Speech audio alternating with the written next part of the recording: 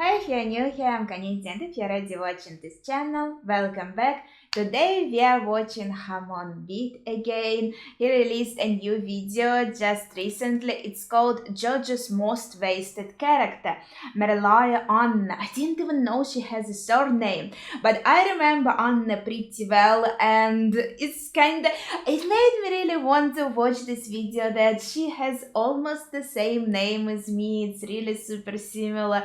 And so I connect a little bit more to this character. Maybe she reminds me even a bit of myself when I was a teenager. So I thought it would be cool to watch this video. I asked my friend about spoilers, and I think only by the end when there are going to be some spoilers. So I'm going to stop watching at that point. But the video itself is around 13 minutes. I'm going to watch it as usual with the screen here and react to it, and we'll see what this is about. So let's watch this video. Let's go. I think I used this format last time, so let's go with that. Oof.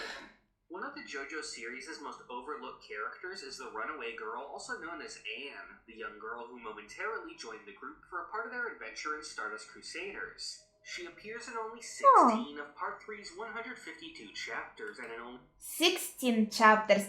That is her look in the manga. That's so cute. Look like her hair stands up. She looks cool. 6 of the anime's episodes. Despite this, she makes quite the impression, and people often wonder why she was quickly written out, and how the series might have turned out differently if she had stayed around.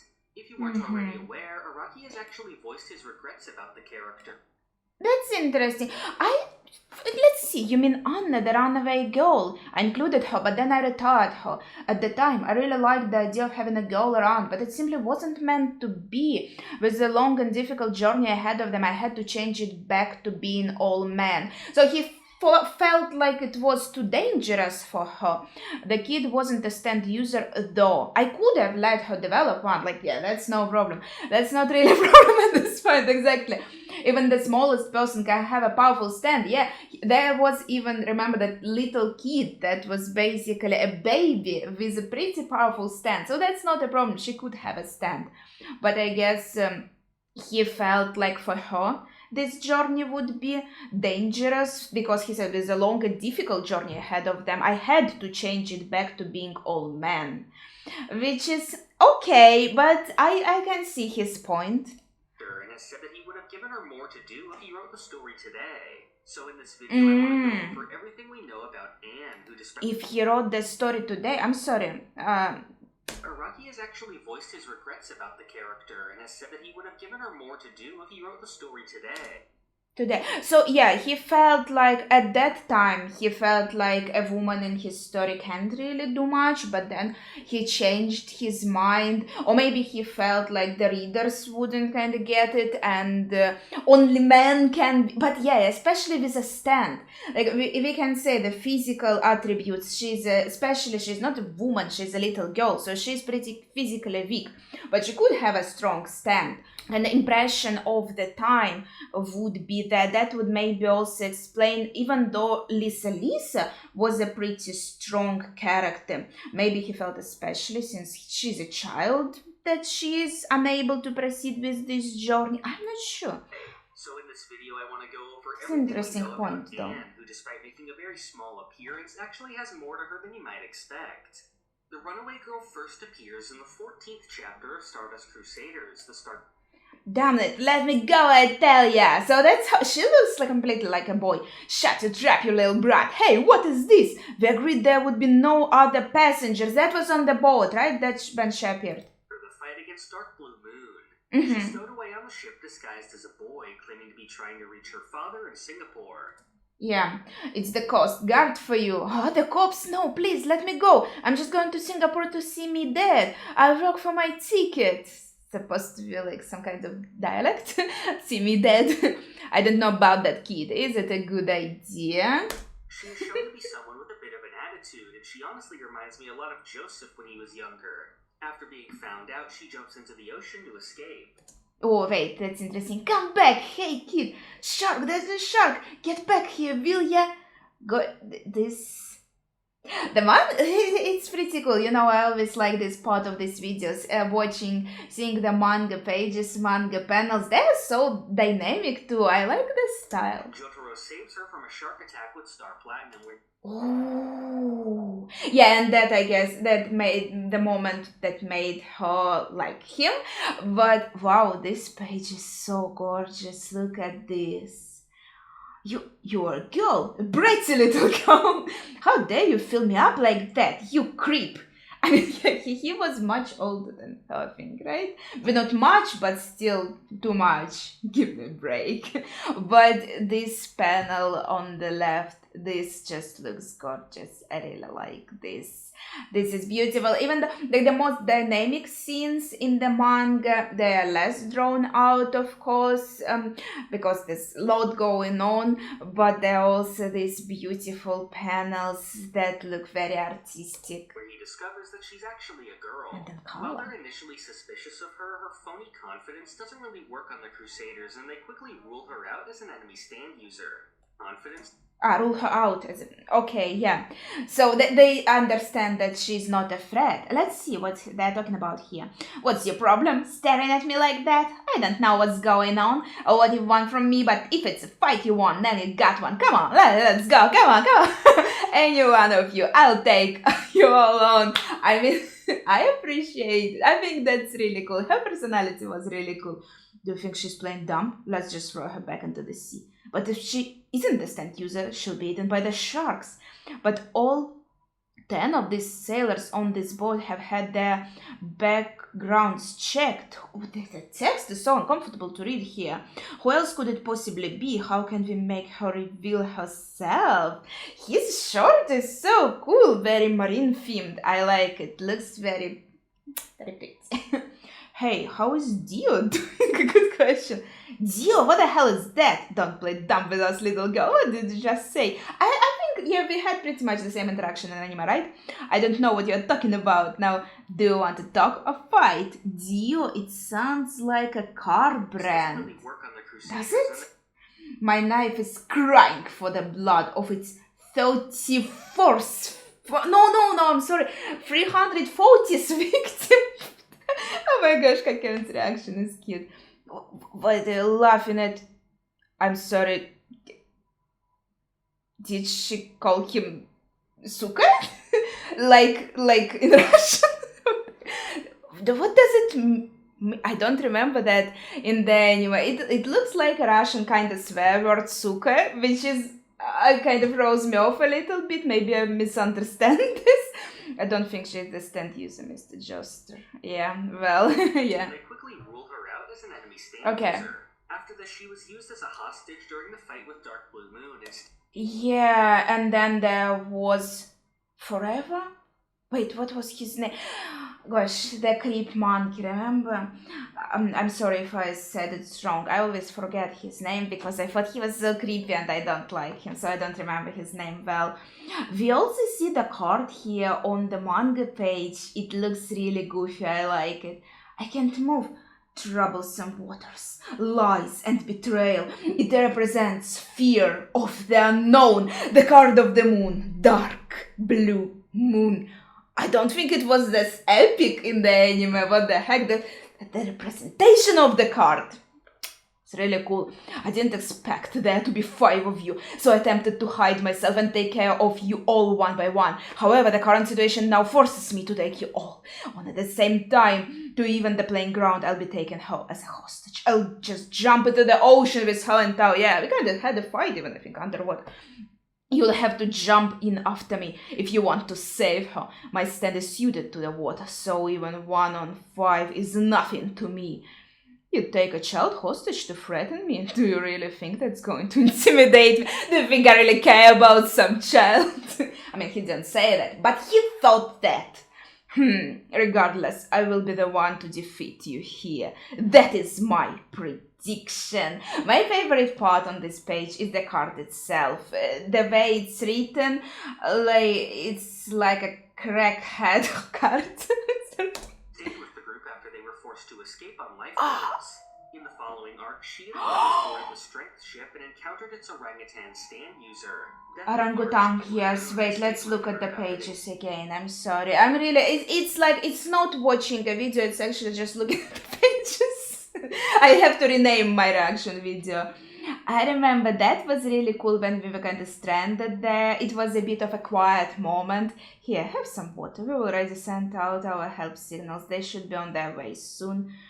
I don't really understand what's going on here, but just who the heck are you guys? She's cute. They were forced to escape on lifeboats. In the following arc, holy shit! Again, this panel with the ship. Did he draw all of this out? This is insane. This looks so detailed. Yeah, and the ship itself is a stand, so it feels also kind of like a ghost ship. And the way it's drawn here, it also looks. It adds to this ghost style. I don't know, ghost atmosphere with this mist or what it is. It looks super impressive. It's just a moth. It's so cute. We are travelers just like you. Just as you are looking for your father, I'm trying to help my daughter. And she's like shocked about it. Hey, that's valuable water. Don't just spit it out like that. I mean, exactly. No, that's because she saw that ship. Everyone, look. And yeah, that is insane. Seeing these parts of the page where it's the characters, it's so cartoonish, and then this ship looks like realistic. The others boarded the strength ship and encountered its orangutan stand user. Yeah, orangutan stand user. Oh gosh, this is like a horror episode to me. Because I'm scared of Monkey, and he was also so creepy. It was just horrible. Oh, maybe all of them are taking a dump. Hey, is anybody here? Everyone here, this room. Check out this room. It's a monkey. There's a monkey in the cage. Look. That whole shower scene seems to be a reference to one from the 1986 movie Link, a horror movie about I didn't know about this horror movie. An experiment in terror. Okay. A killer orangutan. This was a bit of a trend with part 3, which references a ton of horror movies across many fights. Yeah, I really love that. Unfortunately, I know a lot about horror movies, but not that much. I didn't hear about this horror movie at all. It's the first time I see this. The poster, by the way, looks fantastic. But what I really love about, I think that's one of the reasons why I love part 3, because it does reference it has a lot of horror elements in it, and I think that's really cool. After the group arrived in Singapore, she continued to follow them around. She claims that her father agreed to meet her in a few days, and they... Yeah. I maybe even thought that she would leave by that time, but she kind of stuck around, and I'm like, okay, so she's like staying for long now? Well, it's hard to remember like my exact thoughts right now, of course. Let's see. We agreed to meet each other in 5 days. Until then, I can go wherever I want to. I don't need you guys telling me what to do, but the way she looks at Jojo, at Jotaro. He is Jojo, but just, the way she looks at him, it was implied that she likes him. And it's normal for small girls to get a crush on a cool older guy. So from her side, it's completely normal. And I'm glad there wasn't actual romantic development between them, because he looked even so much older than her. That would have been so creepy. It's going to be dangerous if she continues to follow us. I guess that was Araki-san's thoughts too. Araki-san says he thought it would be too dangerous for her. But it doesn't appear as though she has any money on her. We should at least pay her for her room at the hotel. Polnareff asked her to come with us, but be gentle, don't hurt her pride. But I remember that moment from the anime. That was funny. Hey, you're pretty poor, aren't you? I feel sorry for you, so you can come with us for now. Be gentle, don't hurt her pride. That was funny. I remember that. Let her stay with them for the time being. Her next major role was in the fight with Yellow Temperance, where she accompanied Jotaro and the imposter Kaku. Ooh, Yellow, that was the worst dog death in the series, in this fight. And that's also where thing was. What's the matter? It's nothing. Yeah, I can't remember that. Went around town. She was separated from Jotaro during the fight and called the others for help. Oh, and it also was in the air, in the closed up space, which is also kind of like a fear of mine. So yeah, that was some tough. I think it was more than one episode. I think yeah, it was at least 2 episodes. Hello, is this Judge's grandpa? That's such a cute way to call him. Something's wrong. Kakyoin's face split apart, but Kakyoin wasn't really Kakyoin, and then Judge was attacked by this weird blob that's eating his finger. I mean, thank you for very accurate descriptions. Whoa, slow down. What are you talking about? Where are you? The cable car station near the trade building. He was attacked. Kakyoin is attacking Jojo. Jojo fell from the cable car. I mean, happens. After the fight, the group boarded the train to India when Polnareff wonders where she went. He suspects that she's lying about her father and is actually an orphan. We see that she really kept following them on the train and is... Oh, yeah, she did. Again, we kind of think at first, okay, maybe that's where we lose her. Maybe she really goes to her father and we don't see her again. But then we see she actually follows us. So we are finally on our way to India. By the way, what happened to that girl that was following us? Sounds like she's a stalker. She was still in Singapore when we left. She must have gone to see her dad. She did say she was meeting him there. But she's probably lying about her father. Must be an orphan. It's a bit lonely without her, huh, Judge? Oh, that's cute. I think, yeah, that was pretty much the same dialogue in the anime, right? In any case, that stand in Singapore, I can't believe it managed to disguise itself perfectly as me. It seems he did it as soon as we left the hotel. George, are you going to eat those cherries? They don't seem like much, but they're my favorite fruits. Could I have it? Yeah, that was... And he even... I have earrings that are cherries, actually, but unfortunately I don't have them on today. Mother is actually an orphan. We see that she really kept following them on the... Hey, he's so mad.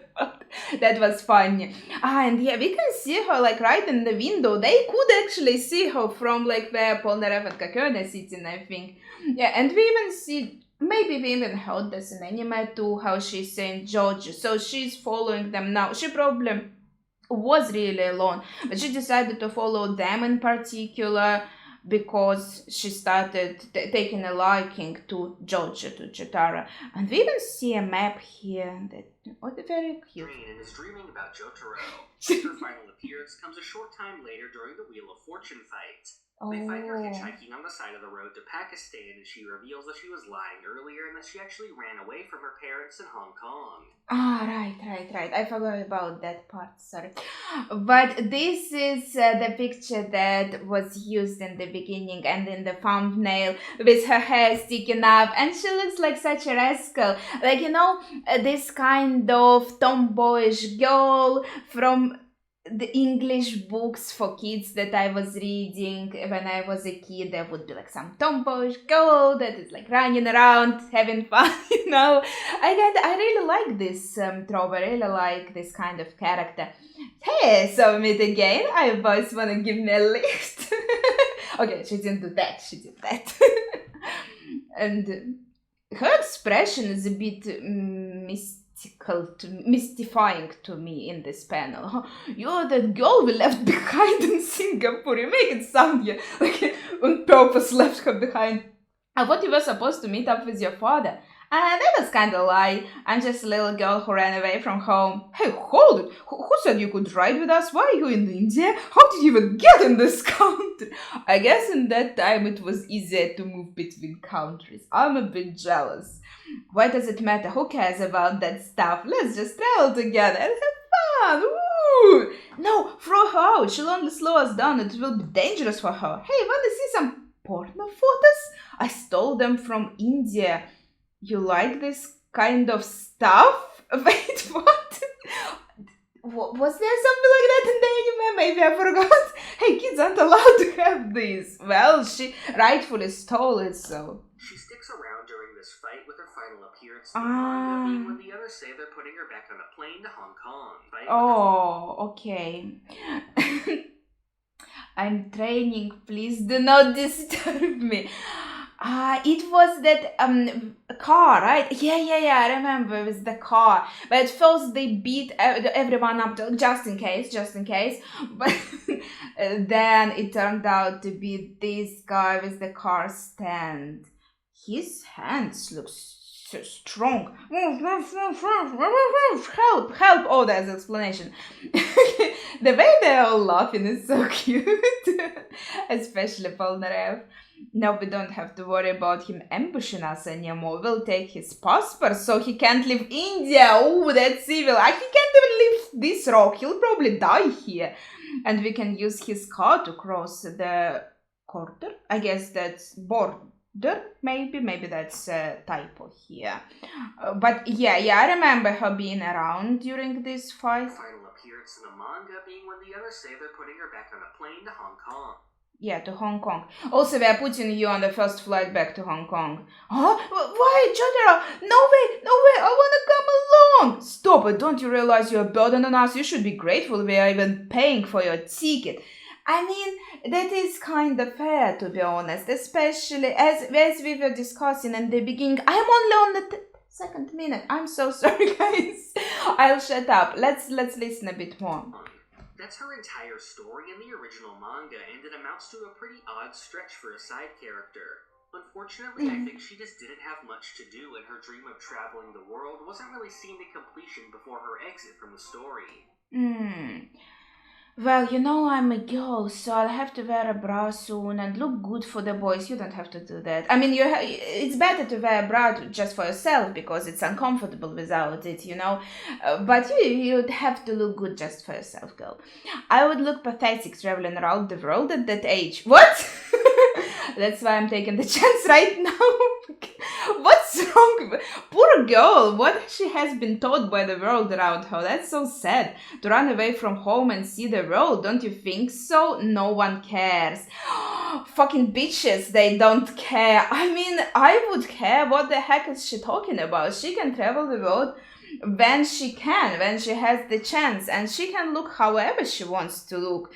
Poor baby, what the heck? Speaking about the character in 2021, Araki said that at the time it was hard to get the editors to accept a female character as one of the leads. He liked the idea of having the girl on the team, because of the editors. Decided to make her leave since the fights up ahead were going to be too violent. We can even see this in the story itself, since in fact...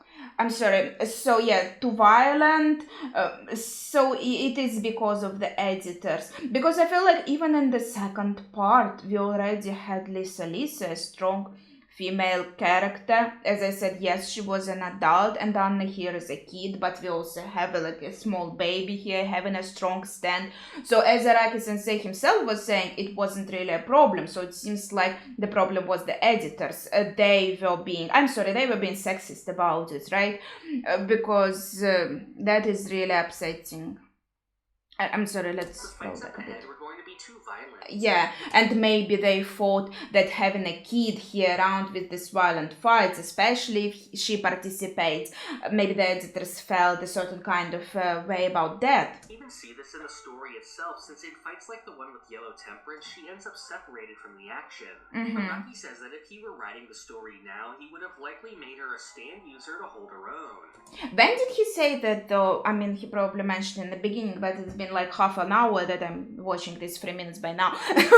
But I think he changed journals, right? It was one journal. Well, also times did change, maybe editors did change, but I think after the Stone Ocean, I heard the journals was changed, and like he felt, correct me if I'm wrong, that in Stone Ocean, Araki Sensei couldn't really execute his vision, and around like after that time, he switched the magazine, the journal he was drawing for, and then in the next part, Still Ball Run, that is spoilers for me, but as far as I know, it's very liked by the community and everyone thinks it's a great part, so maybe there after switching the magazine, he was finally able to do what he really wanted to do. In this way, we can see the idea for Anne carry over into other parts. In part 4, we had Hayato, who wasn't a stand user, but did have some knowledge of what was happening. He was really cool. I like it. I like that. Help out in his own way. Part 6 also gave us Emporio, who was a stand user and a character very relevant to the ongoing story. Yeah, so it means like it's not little girls, but they are kids that are participating. Yes. One thing you might notice if you're a fan of the anime is how I referred to this character as the Runaway Girl. This is because back in the original manga, she actually didn't have a name. It wasn't until the anime adaptation of Part 3 where she was finally given one. The producers Right. asked Araki to come up with a name for her, and he gave her the name Merlai Ann. N. Ah, N. Yeah, I'm kind of. I just was reading Anne, but I guess it is N. So that's a bit farther from my name because my name is Anna. So Anna would be like super close to it because it's written almost in the same way. But N is like a very English name, like N that you also find in these like English books for kids that I reference without any specifics. Do you have any notable behind the scenes stories from during production? There's a David production producer is asking, Hisataka Kasama. There's a story concerning the little runaway girl from Stardust Crusaders that I remember very clearly. She shows up in quite a few episodes, but is surprisingly nameless in the original manga. During production I thought, why don't we just give her one? It seems kind of odd for the gang to hang out with this girl and eventually see her off without even learning her name. Yeah. So I asked Miss Araki, is there a backstory for this girl? Does she have a name? If not, would it be alright if we gave her one? So this girl was originally from Singapore, right? That's where her home is. In Hong Kong, right? Wait, am I bad at geography or what? Mr. Araki got back to me and said her name is Anne Merlai, or I guess Anne Merlai. So that's how she became Anne. Mr. Araki really has an incredible sense for naming his characters. In Japanese, the name Araki gave is read as Marai Anne, which is a pun of Singapore's official mascot, the Merlion Marion, and that's a photo of him. He looks like a lion. Merlion, наверное. I'm sorry. Maybe. Merlion, maybe. It looks pretty cool. In the anime itself and other media, they just call her Anne, but her full name actually has some significance. Merlai Anne is a pun based on the merlion, the official mascot of Singapore. Mermaid so lion. It's somewhat strange when we know that she was only lying about being from Singapore and actually ran away from Hong Kong. So I think it's possible that this may even be a fake name she came up with herself. Probably. Beyond the manga, Anne actually has made some more appearances. The first of these was in the 1992 drama CD adaptation of Stardust Crusaders. This was the first ever JoJo adaptation, predating any of the anime, OVAs, or games. It was divided into 3 volumes, first covering the beginning of the story, then the fight with Jay Guile on Whole Horse, and finally the fight with Dio. One of the most notable things about this adaptation, though, is that the first volume actually features a fight with an entirely new stand, What is this? And just as notable is that Anne actually appears in this fight. In the drama CD, she's voiced by Konami Yoshida, and like the manga, she doesn't have a name and is... She doesn't have a name. Do I even recognize any of these characters? She voiced a lot. Holy shit. Okay. Instead referred to as just Bad Girl. The part of the drama CD takes place in India, so in between the fights with Yellow Temperance and... I remember this moment where everyone was surrounding them, and Abdul, I think, was like, that's normal stuff. Give me some change, please, change, space. Jess is so scary, gosh. Good rates for currency exchange. You want some tattoos there? Nice. What do you say, friends? How about some medicine? Top quality Indian oils. I know a great hotel. I'll sing for you. He's already singing. Cameras, watches, fans. Oh my gosh, anyone want to sell to me? I can hook you up with a girl, a young one. He he he. Even the dog is joining in. Arf, arf, arf. Move it out of the way. I'm trying to deliver those eggs. Move. And this kid is just chilling on the ground. What the hell is... Oh, it is so chaotic. And all the cars here too. Gosh, I would just die on the spot. I'm sorry. Okay, that I just wanted to... Part of the drama CD she's in takes place in India. Right. So in between the fights with Yellow Temperance and Jay Guile. Strange Relation takes the form of a pipe organ played by an old man, and the song it plays can control the minds of stand users. Anne plays a minor role in the story, appearing at the beginning with Kakyoin, Polnareff, and Avdol, doing her typical back-and-forth banter with them. Okay. There's actually some nice continuity here when Kakyoin is controlled by the song, and she says that it reminds her of the fake Kakyoin back in Singapore. Later, she runs to Jotaro and Joseph to warn them about the enemy taking over the others. With this being an audio drama, there's some obvious limitations, so Anne fulfills a purpose of being able to talk about what's going on since she's immune to the mind control. At the end, Joseph destroys the enemy's stand, and Anne is happy that Jotaro is okay. This is pretty much everything to her appearance here since she does not show up in any of the following drama CDs. There are even drama CDs, like I didn't know about that. That is pretty cool. But regardless, it is nice to see her appear again, and it makes me appreciate her part of a group dynamic. Here she sort of acts as a foil to Polnareff, which is a role that Iggy would later fill. She has also had some JoJo video game appearances. The first of these was the PS1 version of the JoJo Capcom fighting game. She appears as part of the Super Story mode, which goes over the plot of the manga. This adapts the fight with Dark Blue Moon, which takes the form of a QTE, and then the fight with Strength, which is a shooting minigame where you have to shoot at forever while avoiding Anne. That's pretty much the last time she comes up here, since the game adapts the fights with Yellow Temperance and Wheel of Fortune without her having any dialogue. Although when ZZ is defeated, she is still there on the picture of every... Oh my gosh! I wanna play a game. I wanna play a JoJo game. This is so fun, and they look so nostalgic because these are old games. So just the style, I don't know, reminds me of games I played when I was little. Everyone laughing. Her voice lines in the game are done by Junko Takeuchi, who is So actually beautiful. very well known as the voice of Naruto and Gon. Her only other game appearance is as a unit in the mobile game Pitter Patter Pop, where she is a unit alongside Jotaro. Lastly, we come to the anime, where, as I mentioned, I'm sorry. is a unit What is this game? I never heard of it. What is this? alongside Jotaro.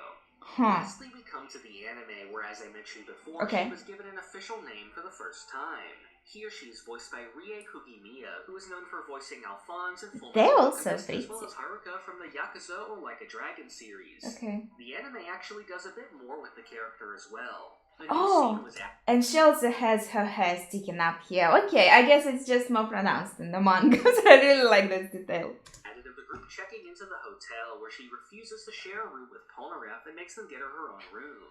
The most notable change, though, That's comes fair. in her final appearance, where she's actually given more of a proper send-off. This new scene shows them actually putting Anne back on the plane home. They explain the nature of their journey to save Holly and convince her to go home to her parents. And finally, she sees Jotaro one more time as he sees her off. Since Anne leaving was very abrupt in the manga, I'm glad they added this scene here, since it makes the character have a much more satisfying conclusion. Overall, That's Anne fair. is a very interesting character. You can see the ways Araki was trying to make her implementation work, as well as how it didn't really pan out. In the previous parts, and even previous Araki manga, he has child characters and supporting roles. Oh yeah, I was told, I think somewhere in the middle there's mention of some other manga. I didn't read any. I only watched JoJo, but I didn't read any other manga by Araki Sensei. Coco in part 1, for example, is very similar to Anne, but he isn't part of the whole story and just has his own arc within a couple fights. Yeah, he was pretty cool. He was pretty brave. I liked his arc. Which makes him more of a cohesive part of the story. Part 2, Smokey was set up as a sidekick for Joseph, but like Anne, didn't play much Yeah, of a role that in the is plot. true. He more served as a stand-in for the audience to learn about Joseph and Yes. what happened to the Joestars between part 1 and 2. Although Smokey did notably return for the ending and even got a nice epilogue, which is still better than Anne's departure in the manga. In Bao the Visitor, we have Sumire, a little girl who's the secondary character. She actually fit into the story very well, and I think one of the reasons for that is that she herself had powers. This visual style here, doesn't it look a bit different from JoJo? Am I tripping? I don't know, it looks pretty cool. I like that cover. She couldn't really fight, but Sumire had a useful ability, and her role in the story made a lot of sense. She looks a bit like, what was her name? Bulma? From a girl from Dragon Ball. So I think that was really what was missing for Anne. In a story like Stardust Crusaders, where the characters are on a constant journey, there is simply no reason for Anne to continue to be allowed to stay with the group when she's just going to be put in danger. I think Araki realized this, and I do think the story is better with her gone rather than having her with the team, when she doesn't have any personal stake in the fight with Dio. I've spoken before about how Araki originally planned for Whole Horse to Oh. join the main group, but Yeah. decided against it when he felt he threw off the team's balance by being too similar to Polnareff. So later in Egypt, we got Iggy, who was notable for being opposite of Polnareff and them eventually growing to like each other. I think it's interesting that when Araki was considering adding Whole Horse, it was the very next fight after Anne left. So I believe Anne staying was the original plan, and Araki decided to come up with something new as he wrote her out. Yeah, so he kind of decided no, she kind of doesn't fit here, or he wanted to keep her, he could give her a stand, he could give her some reasons, but editors weren't on the same page with him, and so he was looking for a replacement. He did want to add someone else. He felt like the group needs another person for the dynamic, right? He thought about Whole Horse, but Whole Horse wasn't kind of cutting it. He was too similar. He was super cool, though. I love Whole Horse. But Iggy, is he really that similar to Anne? I guess no, they are not similar, but maybe yeah, they are both bringing something different for the group dynamic. And as I mentioned, Anne also has a role as a foil to Polnareff, so I think much of her role in the story lived on through Iggy. And I do think that was a good choice, since Iggy's appearance in the story gave us a really heartfelt emotional moment that I don't think Araki would be willing to do with a child character at that time. And that's where we also see Araki's child characters improve in later parts, since Hayato and Emporio are both characters that have a direct connection to the plot and are given satisfying arcs. Like Araki said, if he had written the part today, we might have seen Anne as a stand user, and may have ended up seeing a lot more of the character, even if she was never placed in mortal danger. Okay, yeah, and to be honest, I was talking about like switch of the journals magazines, but he started adding like these kid characters, I guess, even though they were boys, so we have to consider that while he was still in the same magazine, I assume. I hope you enjoyed this look back at one of the JoJo series' most overlooked characters. Let me know below in the comments what your thoughts were on Anne and how you feel she could have been better used in the story. I also want to hear who some of your favorite underrated characters are, since I may make a video going over one of those too.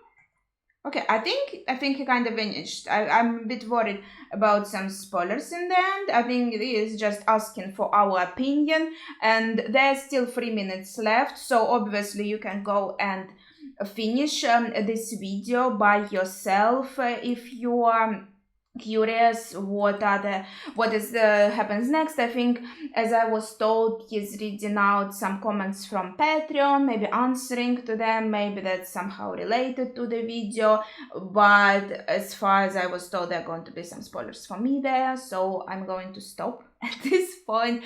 And as usual, yeah, I talked a lot because all these manga pages, they looked really cool. I wanted to look through them, and it's a bit of an exciting journey looking at them. But also Anne, okay, I'll say Anne. I think that seems to be the correct way to do it. The basic idea, I think, through the video was pretty much summarized as editors felt like she didn't fit the violent fights. They didn't want to see a girl as a prominent character, which is fucked up. Okay, then Iggy there needed to be someone. I thought Polnareff had most interesting dynamic at first with Avdol maybe, but then yeah, with Iggy he really did have a lot, but I didn't feel like he had any kind of much of a dynamic with Anne. I thought Anne had more connection with Jotaro, and it was about like her liking him and him being kind of whatever. What is this? Okay, I guess I'll just wait until she goes away. I'll just stand there silently. So it was more of this kind of dynamic. I didn't really feel anything coming between her and Polnareff. Didn't feel any of that, to be honest. Her being the foil of him, like in what way? Hamon Beat here, he repeats a few times that she was a foil to Polnareff, but I didn't really get the full-on explanation in what way she was a foil for him, like how. I didn't really see that, to be honest, while his and Iggy's dynamic was a bit more like wrote out more interesting and more prominent in my eyes. And I'm also thinking it would be curious to see how the story would go if it was like Araki Sensei said at present time. If he wrote it now and he utilized and more, how would it look? And that would be curious, because I thought she was a very dynamic and cool character. It was fun watching her on screen, and it gave also me maybe someone to relate to. So that was kind of appreciated, to be honest. And then maybe I did miss her a little when she was gone, but I also kind of didn't like actually her pairing with Jotaro. So at the same time, it was maybe a bit of a relief that she was gone. But yeah, I don't know, what are your opinions on Anne?